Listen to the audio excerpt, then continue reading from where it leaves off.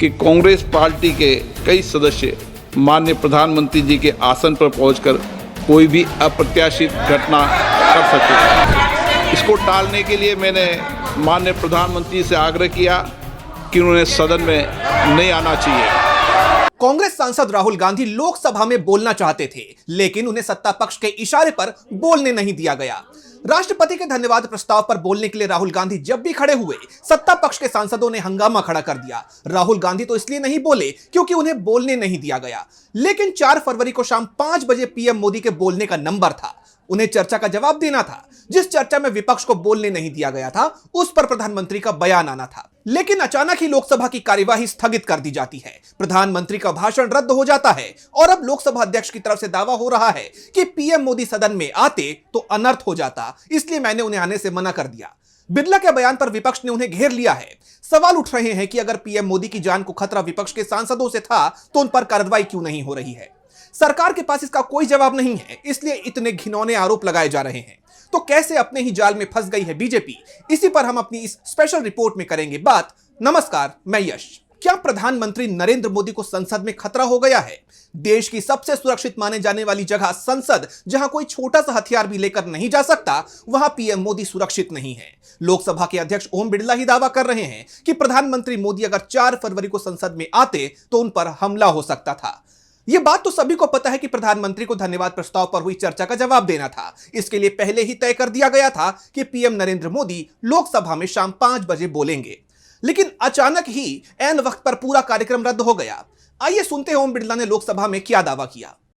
हम सबको सदन सुचारू रूप से चलाने में सहयोग करना चाहिए। इसके बाद जब सदन के नेता को सम्माननीय महामहिम राष्ट्रपति के अभिभाषण पर जवाब देना था, तो मेरे पास पुख्ता ऐसी जानकारी आई कि कांग्रेस पार्टी के कई सदस्य माननीय प्रधानमंत्री जी के आसन पर पहुंचकर कोई भी अप्रत्याशित घटना कर सकते थे। ये दृश्य मैंने सदन में देखा भी सही।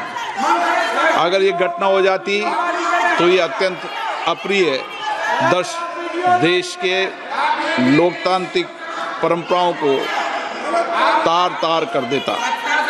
इसको टालने के लिए मैंने माननीय प्रधानमंत्री से आग्रह किया कि उन्हें सदन में नहीं आना चाहिए, और सदन के सभापति होने के नाते मेरी जिम्मेदारी बनती थी कि सदन की उच्च परंपराओं, गरिमाओं को अक्षुण्ण बनाए रखें। सदन के नेता सदन में न बोले, ये सभा के लिए किसी प्रकार के लिए उचित नहीं है। सदन के नेता ने उपस्थित न रहकर मेरे आग्रह को मानकर सदन को अप्रिय दृश्य से बचाया। मैं माननीय प्रधानमंत्री जी को इसके लिए आभार व्यक्त करता हूं कि उन्होंने मेरे सुझाव को माना। आप पोस्टर, पंपलेट लेकर आएंगे तो सदन नहीं चलेगा।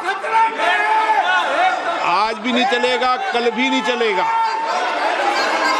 सदन की परंपराओं, गरिमा, सभागृह की गरिमा परंपरा को रखो।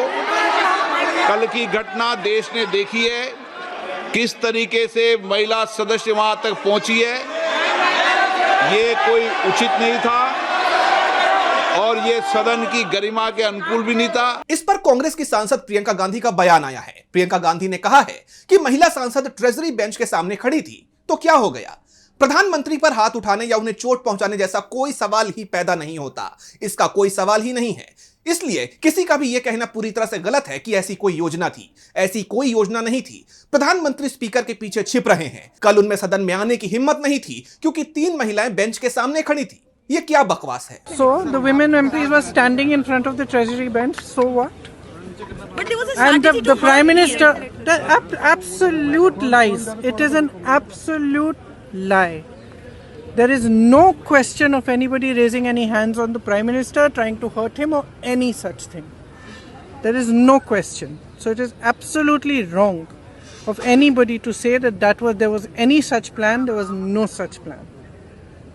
But if you're going to allow your members to stand and quote books and talk nonsense, then this side, the opposition benches are going to protest.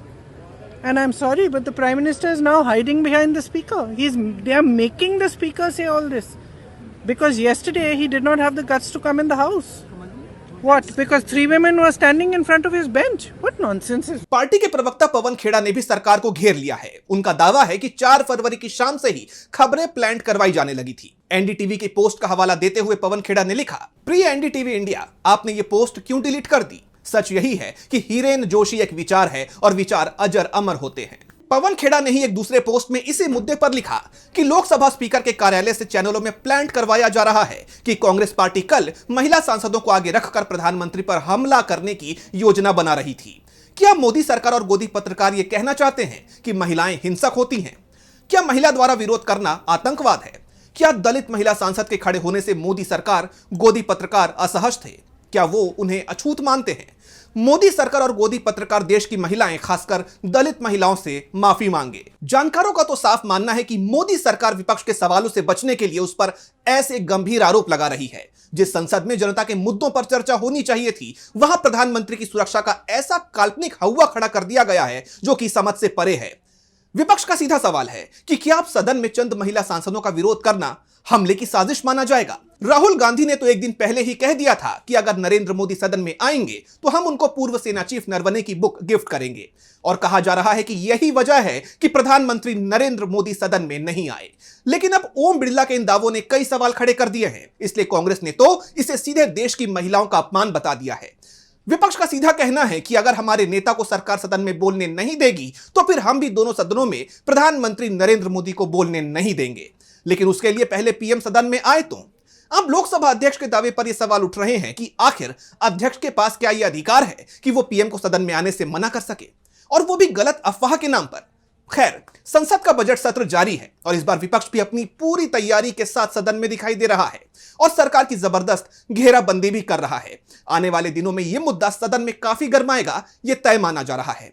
इसके साथ ही सदन में और क्या कुछ होता है, इस पर भी हमारी नजर बनी रहेगी। तो फिलहाल आज की हमारी इस स्पेशल रिपोर्ट में बस इतना ही। इसी तरह की तमाम रिपोर्ट्स के लिए देखते रहिए डीबी लाइव और मुझे दीजिए इजाजत।